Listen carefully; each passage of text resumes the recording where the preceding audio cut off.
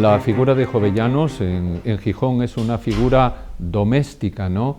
Lo encontramos casi por doquier, lo encontramos en instituciones públicas, lo encontramos igualmente en instituciones o en negocios privados, y todo el mundo se acoge de alguna manera a este patrocinio de Jovellanos, porque no cabe duda de que en nuestra memoria histórica, en la memoria histórica de la ciudad, pues es la referencia más importante que tiene la ciudad de Gijón, que no en vano lleva también ese apelativo de ser la villa de Jovellanos. Jovellanos aquí fluye por todas partes. De la misma manera que en Gijón todos jovellanos, fuera de Gijón no creo que le han dado la importancia que realmente ha tenido Jovellanos en la historia de España, ¿no? Por una parte, se sabe que fue una figura importante, pero ahora, a la hora de relacionar cuál fue la actividad o incluso la profesión que él desarrolló, ahí es donde la nebulosa es bastante grande. No se sabe si fue un político, a veces si fue un obispo, en otras ocasiones también hay anécdotas que refieren que si fue un pintor. Jovellanos es una figura poliédrica. Nos interesa de Jovellanos, pues sobre todo la función como jurisconsulto, como economista, como etnógrafo, como literato. Tiene muchos aspectos, y en ese momento Jovellanos fue un hombre de un gran detallismo. Él, sobre todo, una de sus obras más importantes y que seducen al lector son sus diarios. Fue un consumado viajero, y en sus viajes siempre se dedicó a anotar todo lo que veía. A veces nos dejó unos apuntes que hoy son referencia pues para muchas disciplinas. Jovellanos nació en esta casa en 1744 y la casa se dedica a museo dedicado a su figura y también al arte asturiano desde el siglo XIX. En concreto, ahora nos encontramos en las dos salas que el museo dedica especialmente a su figura, ¿no? Estas dos salas además se corresponden aproximadamente con las estancias del propio Jovellanos cuando estuvo en la ciudad, cuando elaboró aquí algunos de sus principales escritos, pues los elaboró aquí, una casa que él además muy querida por él, porque Jovellanos quería mucho a la ciudad de Gijón. De hecho, muchos de sus escritos denotan la preocupación por la prosperidad de la ciudad de Gijón y de sus gentes, ¿no? Podemos ver en esta sala una de las primeras digamos, imágenes gráficas, uno de los primeros testimonios gráficos de lo que fue Gijón, que es una vista de Gijón pintada por Mariano Ramón Sánchez. Es un pintor que por encargo del rey Carlos IV le encargó retratar todas las ensenadas, bahías y puertos de la costa española, y entonces hizo una vista de Gijón, y esta vista se la acabaron regalando a Jovellanos, y él la tenía como una de sus obras más, digamos, más señeras en su casa. Nace en el seno de una familia numerosa. El padre era alférez mayor de aquí de Gijón, una villa que en aquel momento no superaría los 2.400 habitantes. Son 8 hermanos, aunque él era de familia hidalga. Sin embargo, la economía era una hidalguía pobre y tenían ciertos problemas para sacar adelante el padre, sacar adelante su familia. Es entonces cuando muy temprano se le lleva a estudiar a Oviedo. Hay un momento en el que intenta hacer oposiciones a una canonjía allá en Tui, pero en ese momento una figura muy influyente en Jovellanos, Juan Arias de Saavedra, tan importante fue en la vida de Jovellanos que él le llama siempre papá. Esto ya nos indica pues la relación que existía, y este le desaconseja que siga las sendas de la profesión eclesiástica y que se decida más bien por la vía de la jurisprudencia. Y a los 24 años le tenemos de alcalde de corte en Sevilla, Fueron unos años muy fructíferos desde el punto de vista de la formación de jovellanos. Allí había una gran tertulia, la tertulia de Olavide, y allí se tiene también sus primeras experiencias, llamémosle así, amorosas. Ese es un capítulo también importante en la vida de Jovellanos, aunque lleno de enigmas.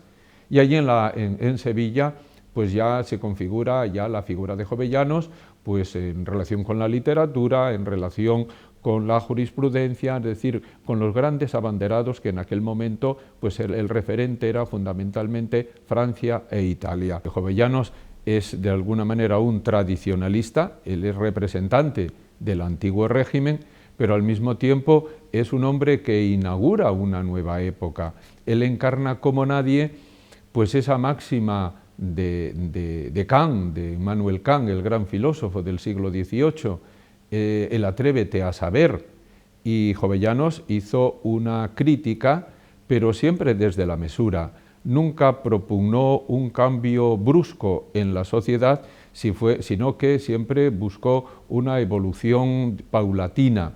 Se cuenta de Jovellanos que no era católico, yo creo que era un gran católico, y se cuenta porque parece ser no, existía una logia masónica, que era la logia Jovellanos, que poco tendría que ver con Jovellanos. Él trata de explicar cuáles son lo que él llama los estorbos del progreso que tenía España. Y uno de los estorbos era precisamente el que una gran parte de las tierras estaba en manos de las órdenes religiosas. Esto efectivamente le causó sus problemas, hizo que la obra estuviese durante un determinado tiempo en el índice, y esa iglesia a la cual él siempre se mantuvo muy respetuoso, era un hombre con una religiosidad muy profunda, y esa iglesia pues durante un tiempo también le marginó colocando esa obra revolucionaria, no cabe duda, como fue la ley agraria, colocándola en el índice de libros prohibidos. Era un hombre peligroso, no tenía la simpatía sobre todo de la reina María Luisa, y entonces se le aleja para su Gijón en el fondo era un camuflado destierro.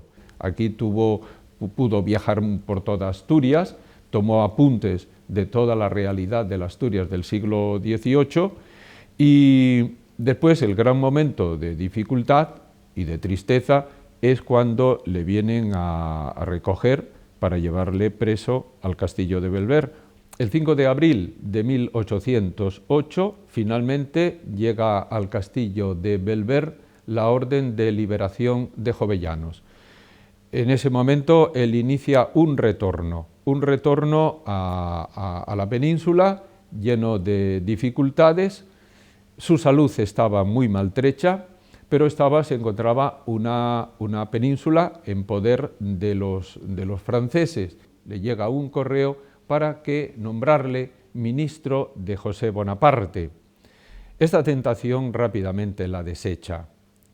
No acepta por ningún motivo el capitanear ni el aceptar este galardón de ser ministro de José Bonaparte, sino que todo lo contrario, él se va a adherir al movimiento patriótico y va a ser representante, digamos, de Asturias en las Cortes de Cádiz. Se había marchado de Gijón en 1801, camino de Belver, en ese largo destierro, y no regresa a su ciudad, a su villa natal, hasta 1811. El 6 de agosto de 1811 se presenta a Jovellanos, el pueblo se da cuenta de esta su llegada, le recibe victorioso, y para conmemorar este acontecimiento, la ciudad de Gijón hoy pues tiene una plaza, la plaza del 6 de agosto. En noviembre, de nuevo los franceses acechan Gijón, y es entonces cuando rápidamente tiene que buscar de nuevo salir lo antes posible de Gijón. Fue una salida muy azarosa, llena de dificultades. El mar también se unió a estas dificultades, y cuando llegan a Puerto de Vega tienen que arribar y tienen que dejar la mar. esa estancia en Puerto de Vega supuso ya para él el último adiós. Jovellanos diseñó, o diagnosticó, mejor dicho, los grandes problemas de Asturias, y ese diseño sigue teniendo una gran validez. Él se dio cuenta de las grandes dificultades que tenía Asturias, cuál era el motivo del retraso de Asturias, y para él pues el gran problema de Asturias era la configuración geográfica que le dejaba apartada, es decir, el gran problema que tenía Asturias desde la perspectiva de Jovellanos era la incomunicación dentro de la propia Asturias e incomunicación de Asturias sobre todo con la meseta. De ahí que uno de sus grandes proyectos va a ser la salida de Asturias a través del puerto de Pajares. En Asturias, uno de los grandes problemas, por una parte era la mar, había que explotar la gran riqueza que aportaba el mar, y por otra parte se da cuenta igualmente de que en Asturias tiene una gran riqueza en el carbón, pero no había especialistas, y es entonces cuando él crea pues un instituto, una nueva universidad, pudiéramos llamarla así, tecnológica, en la que se formen especialistas en náutica y especialistas en la elaboración del carbón. Nacen así el Instituto de Náutica y Mineralogía, que sería el antecedente de lo que es hoy la Escuela de Náutica y lo que es la Escuela de Minas. Uno de los proyectos que le encargan a Jovellanos es que haga una inspección del carbón asturiano. Por una parte estaba la opción, digamos, ministerial, madrileña, que deseaba canalizar la producción del carbón por el río Nalón. Se intentó hacer navegable el río Nalón. Jovellanos nunca fue partidario de esa opción y efectivamente fue una opción que posteriormente fracasó, no se llevó a cabo por las dificultades que conllevaba. Y la idea de él era hacer una carretera que él no llegó a ver, pero que él diseñó, que era la antigua carretera carbonera, que pudiéramos decir que la versión actual sería la autopista minera. Escribió también literatura. 2 obras, por ejemplo, en teatro, El Pelayo y El delincuente honrado, forman parte del canon literario actual. Son 2 obras que tienen su importancia para la historia de la literatura y que también en aquel momento, sobre todo El delincuente honrado, fue una obra muy celebrada, no solamente aquí, sino también en el extranjero. También fue un buen poeta, utilizó una poesía que él trata de imitar en los cánones de los grandes poetas del siglo XVI, y sobre todo él buscó siempre en 2 grandes autores del siglo XVI, como fueron Garcilaso y Fray Luis de León, esos modelos. El barroco, con sus hipérbatons, con sus figuras barrocas de tipo metafórico, pues oscurecían el mensaje, y tanto la poesía como el teatro del siglo XVII nunca satisfacieron a Jovellanos, pues trata de hacer también un teatro didáctico, un teatro que ayude a mejorar las costumbres, porque para él el teatro anterior, el teatro del siglo XVII, lo que se llama comúnmente la comedia barroca, era un teatro no edificante, era un teatro hasta cierto punto corruptor. Con respecto al Ateneo, pues realmente fue fundado allá en el año 53 por Torcuato Fernández Miranda con una idea muy concreta, y es la idea de hacer cultura un poco siguiendo la línea de Jovellanos, ¿no? Guardando las distancias, naturalmente. Y en ese sentido estamos trabajando en el arte, en la cultura en general, vamos.